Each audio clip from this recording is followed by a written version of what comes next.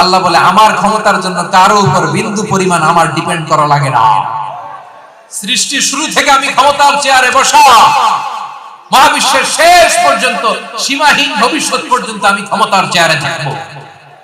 আমি হলাম আল মালিক, আমার ক্ষমতার কোনো কমতি নাই, কোনো ঘাটতি নাই। কেউ আমার ক্ষমতা থেকে নামাতে পারবে না। পারা যাবে? এই যে আমরা ফ্যাসিস্ট সরকারের যে আপনারা নামাই দিবেন গণ অভ্যুত্থান করে, মনে আছে? 5ই আগস্টের কথা ভুলে গেছেন এত তাড়াতাড়ি? মনে আছে? আছে।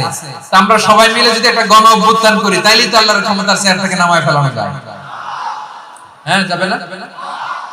পারবো না আমরা? কি বলে, পারা যাবে না? আচ্ছা, আমরা না হয় পারলাম না, জিন জাতি যদি আমাদের সাথে জয়েন করে, ম্যানকাইন্ডের সাথে জিনকাইন্ড, ইফ দে জয়েন আস, সবাই মিলে একটা গণ অভ্যুত্থান, রেভলিউশন, ডেমনস্ট্রেশন